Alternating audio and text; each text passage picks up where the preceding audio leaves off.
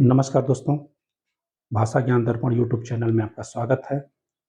दोस्तों, मेरे YouTube channel का नाम है भाषा ज्ञान दर्पण जो आप देख रहे हैं। ये एक यूट्यूब चैनल है जिसमें आपको हिंदी भाषा से संबंधित सारे टॉपिक पढ़ाए जाएँगे। ये मेरा नया चैनल है, मेरी ये आज आप लोगों के सामने नया वीडियो है।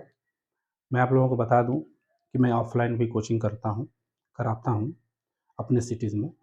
लेकिन स्टूडेंट्स के कहने पर मैं ये एक चैनल बनाया हूँ, जिससे कि जो दूर-दराज के हमारे स्टूडेंट्स हैं या और लोग भी हैं, उन्हें हमारे यहाँ आने में बहुत दिक्कत होती थी, नहीं आ पाते थे समय से। तो वो घर बैठे भी सेम चीज़ जो ऑफ़लाइन में होती है, वही ऑनलाइन में भी होगा। सेम चीज़ वो पढ़ पाएँगे, समझ पाएँगे।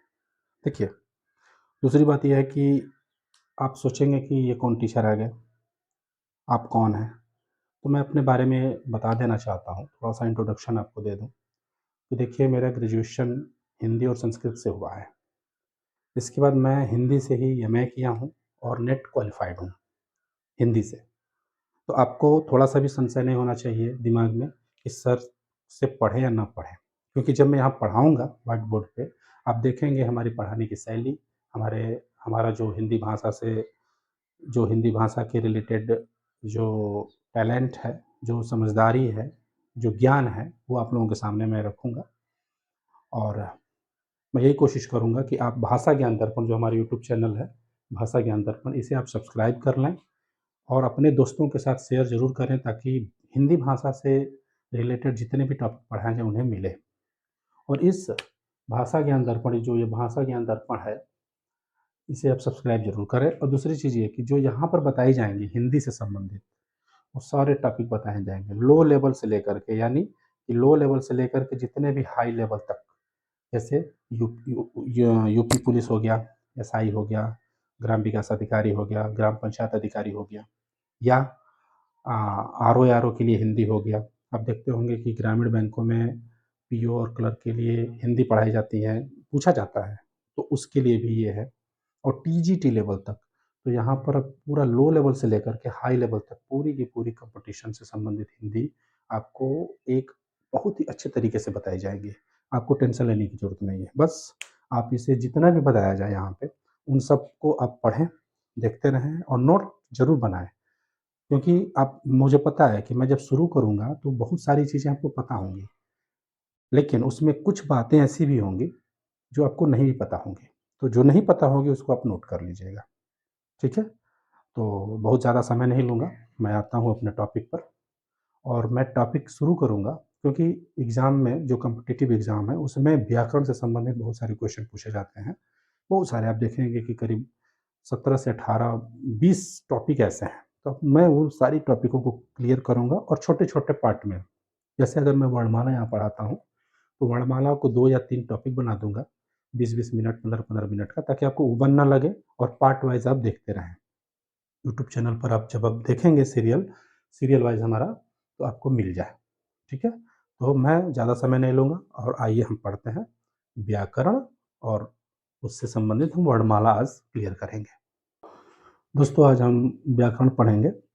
पहले हम जान लेते हैं कि व्याकरण होता क्या है? आपको पता ही होगा, लेकिन फिर भी जो नहीं जानते हैं, जो हमारे नए स्टूडेंट्स हैं, उनके लिए कि व्याकरण होता क्या है, ठीक है? ये व्याकरण, देखिए व्याकरण क्या होता है? जिसको हम अंग्रेजी में ग्रामर बोलते हैं, ठीक है? जिसे हम ग्रामर बोलते हैं इंग्लिश में। इन व्याकरण को क्या कहते हैं? देखिए ये बनता कैसे है? देखिए व्याकरण को संधि विच्छेद अगर आप करते हैं, तो होता है वी धन आ धन करण, ये वी धन आ धन करण, यानी कि किसी भी चीज को अच्छी तरह से समझना, ठीक है?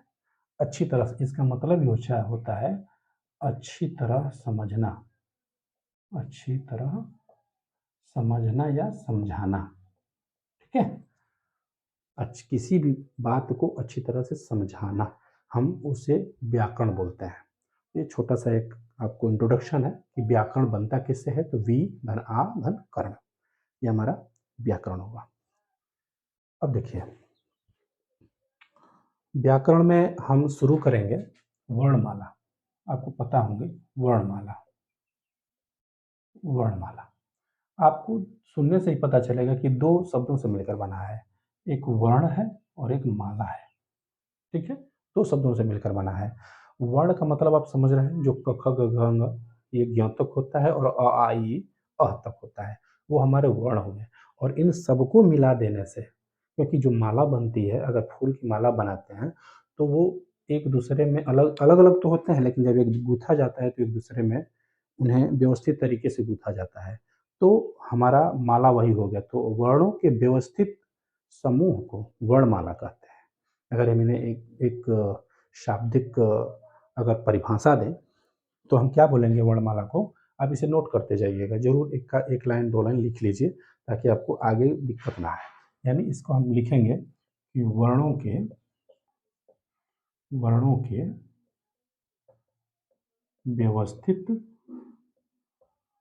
समूह को वर्णमाला कहते हैं। कहते हैं। ये यानी वर्णमाला किसे कहते हैं? वर्णों के व्यवस्थित समूह को वर्णमाला कहते हैं। ठीक है? ये हमारा वर्णमाला का परिभाषा हो गया। अब इसे नोट करते जाएँ, ज़रूर आपको मिलेगा। देखिए, वर्णमाला में होता क्या है कि हम पूछते हैं किसी से भी कि वर्णमाला कितने होते हैं? कोई कहता है 40 होता है, कोई कहता है 11 होता है, कोई 33 बोलता है, कोई 52 बोलता है। शुद्ध रूप से जो वर्णमाला होती है, वो 52 होती है। वर्णमाला कितने होती है? यहाँ पर मैं लिख दे रहा हूँ 52। वर्णमाला 52 होती है। अब कौन-कौन सी वर्णमाला होती है? 52 मैं पूरा वो आपको लिख कर के यहाँ बताता हूँ कि वर्णमाला 52 कैसे होती है। ठीक है? तो मैं इसे आपको लिखता हूँ।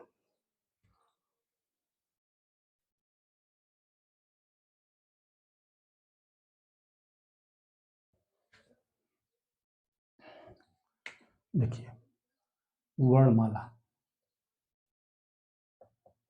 वर्णमाला कितनी होती है? 52। अब ये क्या कौन-कौन सी होती है? अब देखिएगा, क्योंकि वर्णमाला में आपको एक चीज़ और बता दूँ, स्वर और व्यंजन को मिलाकर के वर्णमाला बनता है। यानी स्वर आपको पता है कि स्वर किसे कहते हैं, व्यंजन किसे कहते हैं। आप लिखते जाइए, स्वर किसे कहते हैं? जो जो बिना किसी की सहायता के बोला जाए या लिखा जाए, उसे स्वर कहते हैं। यानी स्वर स्वतंत्र होता है। यानी वर्णमाला किससे मिलकर के बनता है? स्वर और व्यंजन। ठीक है? स्वर और व्यंजन। स्वर क्या होता है? जो वर्ण बिना किसी सहायता के बोले जाएँ। जो वर्ण बिना किसी की सहायता से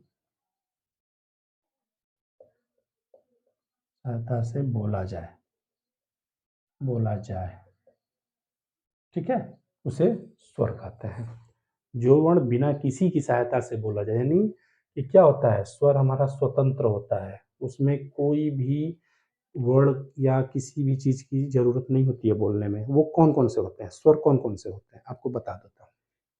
देखिए, कौन-कौन से होते हैं? यहाँ पर मैं व्यंजन को थोड़ी देर बाद बताता हूँ। स्वर कौन-कौन से होते हैं? आपको पता होना चाहिए। स्वर कितने होते हैं? देखिए, ये अ, आ, छोटी ई, बड़ी ई, छोटा ऊ, बड़ा ऊ, ऋषि, ठीक है?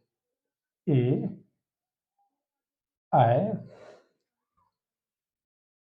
ओ, औ, ठीक है? और फिर यहाँ पर आता है अं, और फिर ये आता है, यहाँ पर मैं लिखता हूँ अ। ये देखिए, ये हमारे स्वर हैं। लेकिन आप कहेंगे कि सर स्वर तो आपने लिखा कि 11 ही होते हैं, क्योंकि स्वर कितने होते हैं आपको पता होना चाहिए, 11, ठीक है? स्वर 11 होते हैं, लेकिन आप गिनिए कितना है?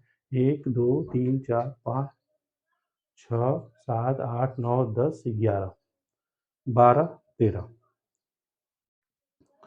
ये हमारे स्वर हैं। लेकिन 13 स्वर कैसे हो गए? मैं आपको बताता हूँ।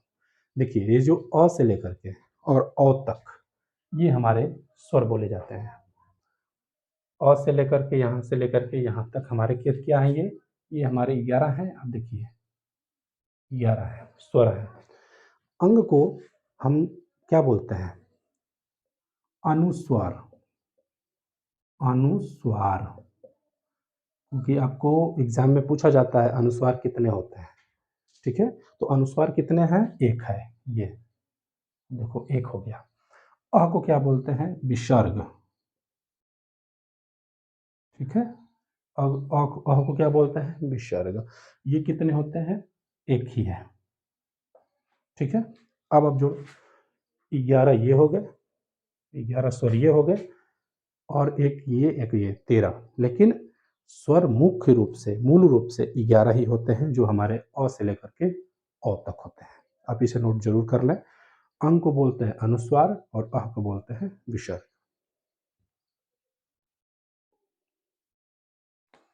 ठीक है? ये चीज़ हो गया। आप इसे नोट कर लें या स्क्रीनशॉट ले लें ताकि बाद में भी नोट कर लेंगे।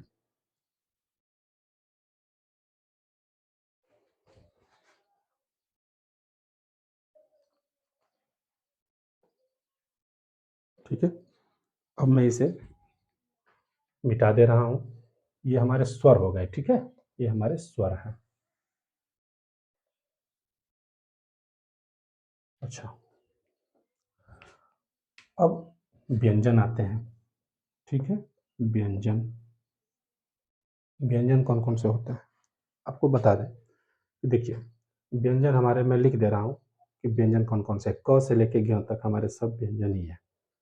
मैं लिख दे रहा हूँ यहाँ पे क, ख, ग, घ, ङ, च, छ, ज, झ, ञ, ट, ठ, ड, ढ, ढ़, त, थ, द, ध, न, प, ह, ब, भ, म, य, र, ल, व, श, श, स,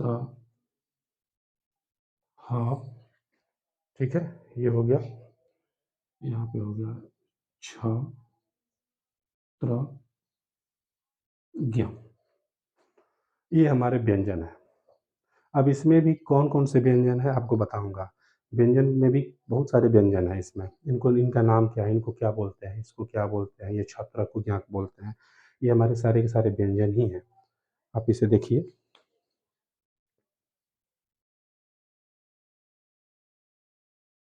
देखिए,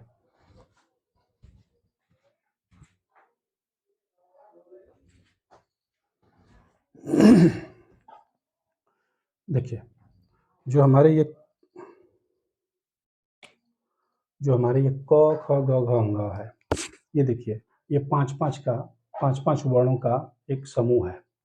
क से लेके ङ, फिर च, य, ट, त, प।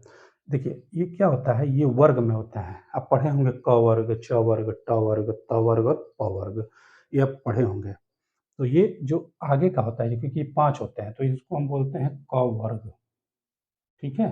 इसको हम बोलते हैं क वर्ग क्योंकि क में ये वर्ग हैं। इसको बोलते हैं च वर्ग, ठीक है? इसको बोलते हैं ट वर्ग, ट वर्ग। इसको बोलते हैं त वर्ग और इसे बोलते हैं प वर्ग, ठीक है? ये हमारे प वर्ग हो गए। अब देख रहे हैं क, च, ट, त, प। यानी कि अगर आप देखें यहाँ पे, तो यहाँ से लेकर के यहाँ तक 5-5 करके हो गए, तो हमारे कितने हो गए ये? 25, ठीक है? 25 हो गए। ये हमारे 25 को क्या बोलते हैं? स्पर्श व्यंजन। आप ध्यान रखिएगा, अगर क्वेश्चन में पूछता है कि हमारे स्पर्श व्यंजन कितने हैं, तो 25 हैं। और वो कितने कौन-कौन से हैं? तो क वर्ग, च वर्ग, ट वर्ग, त वर्ग और प वर्ग। ये आप बताना है, आपको जानकारी होनी चाहिए, जिसे हम बोलते हैं स्पर्श व्यंजन।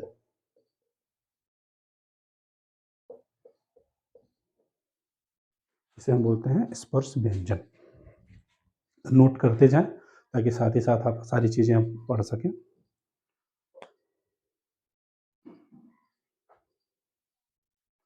अब देखिए इसमें इसी में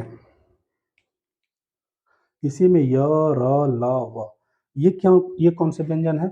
आपके इसको बोलते हैं अंतःस्थ व्यंजन। अंतःस्थ व्यंजन, ठीक है? अंतःस्थ व्यंजन, इसको अंतःस्थ व्यंजन बोलते हैं। य, र, ल, व। याद करने की टेक्निक है। आप पूरी की पूरी लिख लीजिए क्योंकि ये सीरियल वाइज़ आपको याद होंगी ही होंगी। तो आपको ये पता होना चाहिए कि ये कौन-सी है, तो कोई भी पूछे कि अंतःस्थ व्यंजन कितने हैं, तो य, र, ल, व और इनकी संख्या कितनी है? 4, ठीक है? इनकी संख्या कितनी है? 4। आप इसे करें।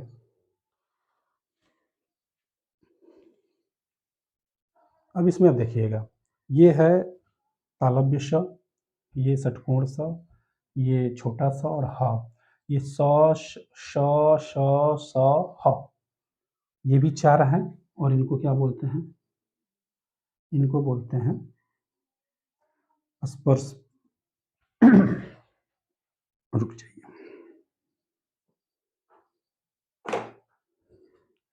इन्हें बोलते हैं स्पर्श व्यंजन, इनको बोलते हैं, इनको बोलते हैं ऊष्म व्यंजन।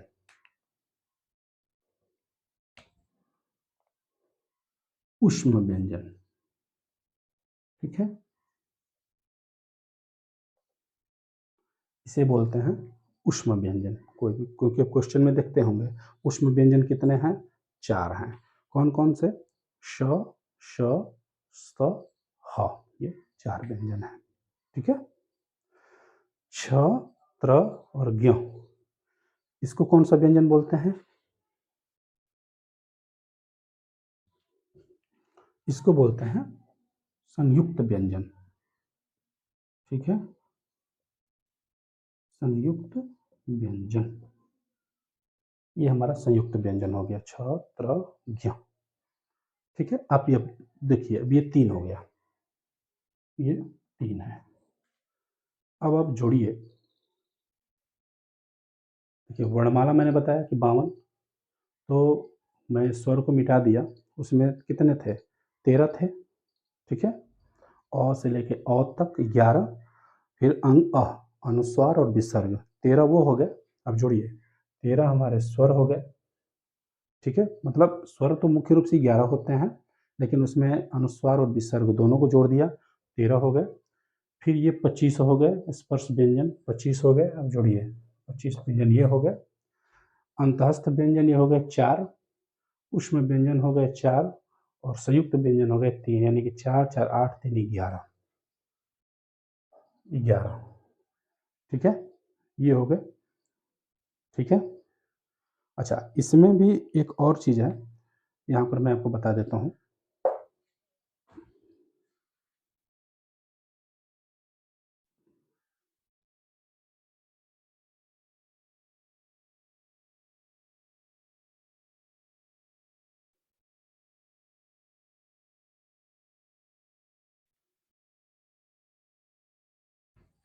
ये जो संयुक्त व्यंजन है, यहाँ पर स्र भी आएगा। देखिए, ये मुझसे गलती हो गया, यहाँ पर स्र भी आएगा।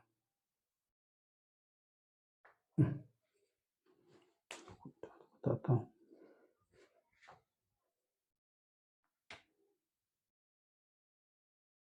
ये स्र, ये स्र है, ठीक है? तो इसकी संख्या 4 हो गई, ठीक है? छ, त्र, ज्ञ और स्र, ये 4 हमारे हो गए, जिन्हें हम संयुक्त व्यंजन में गिनते हैं। संयुक्त व्यंजन की संख्या हमारी 4 हो गई। अब देखिए,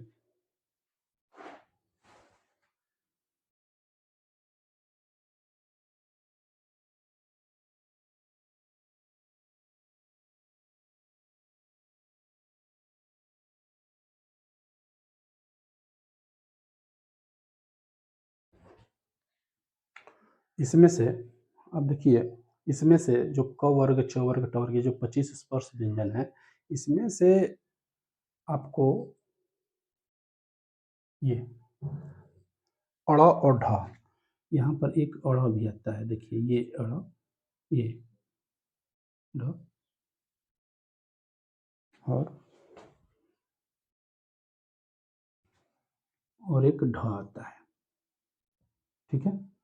ये हमारे इनको क्या बोलते हैं? द्विगुण व्यंजन, द्विगुण, ये द्विगुण व्यंजन, इनकी संख्या हो गई 2, ठीक है? इनकी संख्या हो गई 2। अब जोड़िए, 13 इसमें हो गए, 25 ये हो गए, और 4 4 8 4 12, 12 2 14, ठीक है? अब इनको अब जोड़ दीजिए, 5 3 9, 5 3 8, 8 4 12, 2 2 3 4 1 5, 52 हुए कि नहीं हुए? अब देखिए वर्णमाला हमारे कितने हुए? 52। कौन कौन से हुए? 11 स्वर, ठीक है? 11 स्वर मैं यहाँ पे लिख देता हूँ आपको। अनुस्वार और विसर्ग में आप भूल रहे होंगे, तो जो हमारा अनुस्वार है, यहाँ पर लिखा हूँ, नहीं लिखा हूँ, अनुस्वार हमारा कौन है?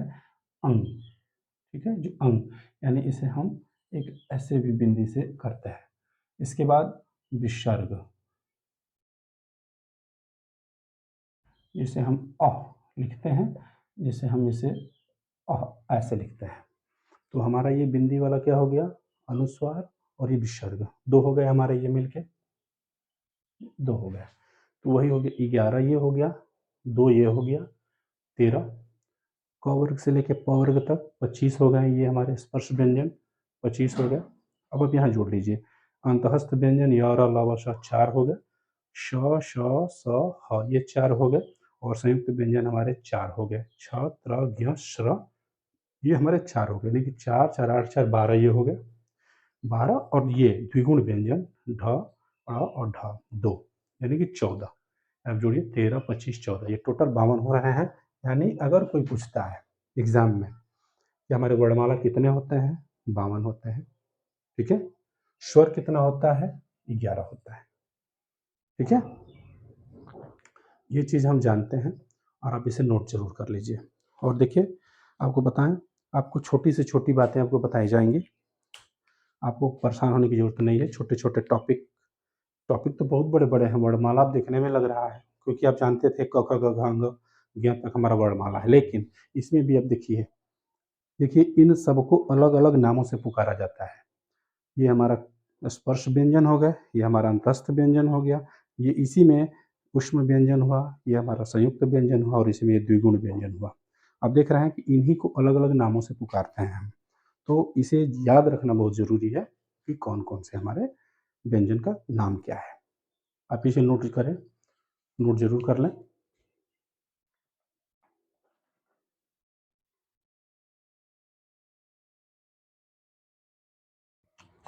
एक चीज़ और बताऊंगा आपको, इसमें जब वर्णमाला चल ही रहा है तो इसमें पूछता है क्वेश्चन, ये बहुत ही इंपॉर्टेंट क्वेश्चन है। उसमें पूछ देता है कि कहाँ से ध्वनि उच्चारण स्थान क्या है, इस वर्णमाला का उच्चारण स्थान क्या है? जैसे कंठ है, तालु है, मूर्धा है, दंत है, ओष्ठ है, ये 5 हमारे क्या हैं? उच्चारण स्थान है। और उच्चारण स्थानों से पूछता है कि हमारा ये अगर पूछ दिया कि ज, मान लीजिए पूछ दिया कि ज का उच्चारण स्थान क्या होगा? अब आपको पता नहीं है, तो मैं आपको बताता हूँ, बहुत तरीका बताऊंगा, ट्रिक, एक आपको ट्रिक बताऊंगा कि उच्चारण स्थान याद कैसे करेंगे, और आप एकदम याद हो जाएगा, आपको कहना ही नहीं पड़ेगा। ये आप देखिए,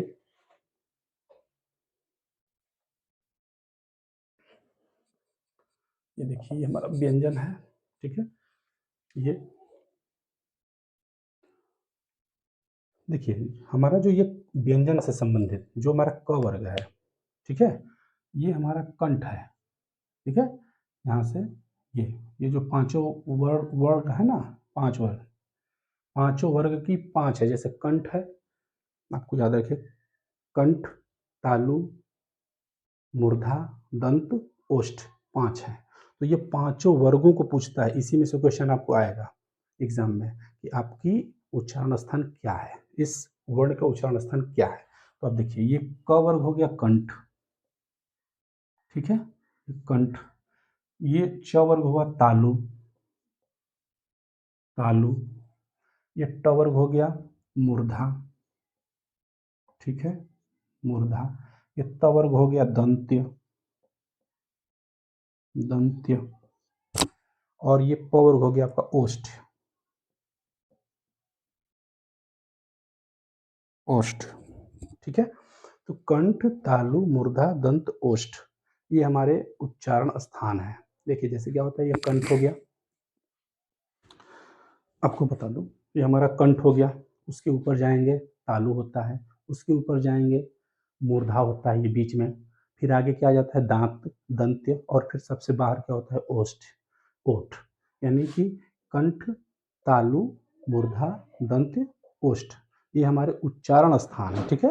यहाँ पर आपको लिख देता हूँ, उच्चारण स्थान, इसे आप नोट ज़रूर कर लें।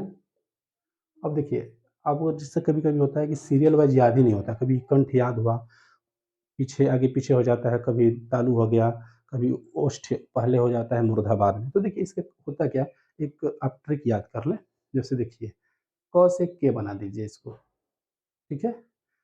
तालु है, टी से शुरू होता है तो इसको टी बना दीजिए। एम है, मुँह है, म है तो इसको एम बना दीजिए। हो गया क्या? KTM, KTM. डी, द है तो इसको डी बना दीजिए, डी। और ओष्ठ है ओ, यानी ओ।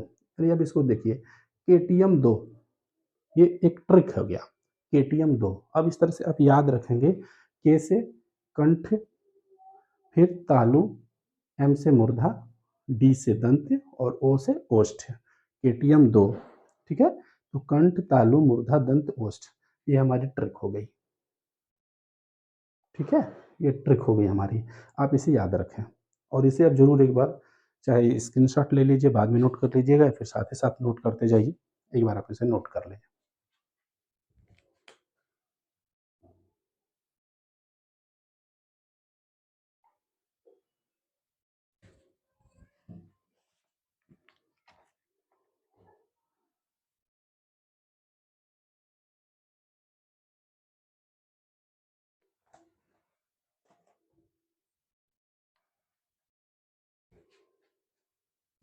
देखिए, बहुत ज़्यादा लंबा टॉपिक को नहीं करूँगा क्योंकि करीब 20-22 मिनट हो भी गया है इसे। मैं एक चीज़ इसमें और जोड़ूँगा, क्वेश्चन बहुत, एक बहुत बढ़िया क्वेश्चन आता है इससे संयुक्त व्यंजन से, छ, त्र, ज्ञ और स्र, ये हमारे संयुक्त व्यंजन हैं। ये बोलता है कि किससे मिलकर बना है। यानी देखिए जैसे यहाँ पर अगर मैं इसे आप लोग नोट कर ही लिए होंगे, तो मैं यहाँ से मिटा दे रहा हूँ इसे,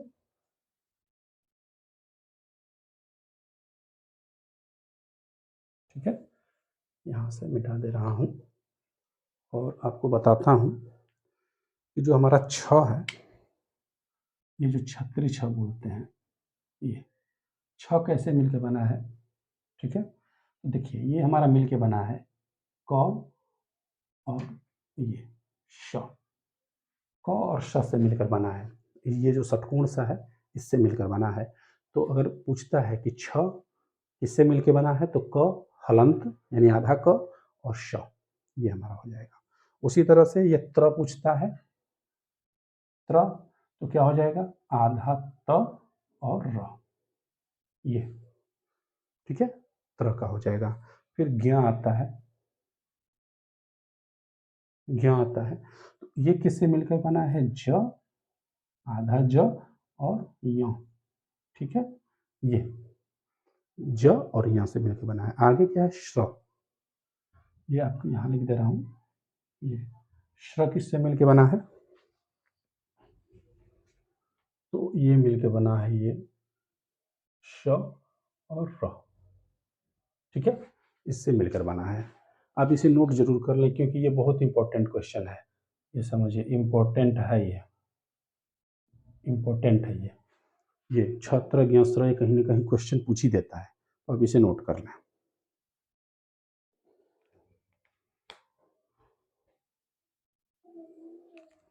यहाँ पर एक गलती हो गया, ये श नहीं रहेगा, ये रहेगा, ये वाला श, ठीक है? ये हलंत रहेगा, ठीक है? तो छ, त्र, ज्ञ और श्र, इसे आप नोट कर लें इतना। ये बहुत इंपॉर्टेंट क्वेश्चन है और ये सारी चीज़ें आपको बताया और आशा करता हूँ कि हमारे पढ़ाने का तरीका और शैली आप लोगों को पसंद आया होगा और इसके लिए आपको ये हमारा भाषा ज्ञान दर्पण यूट्यूब चैनल है, इसे आप सब्सक्राइब कर लें और अपने जो भी स्टूडेंट्स हैं आपके जानने वाले, आपकी जानकारी के लोग, उनको शेयर ज़रूर करें ताकि वो भी इस जो हिंदी भाषा से संबंधित टॉपिक पढ़ाई जाती है उसका वो हिस्सा बनें और काफ़ी शुरुआत से पढ़ें। क्योंकि जिनको पता है उनको पता है, जिनको नहीं पता है उन्हें बहुत अंग्रेजी की ग्रामर तो आप पढ़ लेते हैं, लेकिन हिंदी की ग्रामर आपको बहुत टफ़ लगती है। व्याकरण जो है वो टफ़ लगता है, इसलिए आपको बहुत ही सरल तरीके से जो चीज़ें बताई जाती हैं, वो हमारा हिंदी ग्रामर यहाँ पर आपको बता दिया गया और उस यूट्यूब चैनल का नाम है भाषा ज्ञान दर्पण। आशा करता हूँ कि आप लोग अच्छे से समझे होंगे, नोट्स भी बनाए होंगे और जो भी आपको डाउट हो या मुझे कुछ सलाह देना हो आपको कि नहीं सर ऐसे नहीं बल्कि ऐसे पढ़ाएँ या ये टॉपिक आप ऐड करें अपने इसमें यूट्यूब चैनल पर पढ़ाते वक़्त, तो मैं उसे ज़रूर कमेंट में ज़रूर लिखिए। मैं कमेंट पढ़ता रहता हूँ, मैं उसे ज़रूर ऐड करूँगा। धन्यवाद।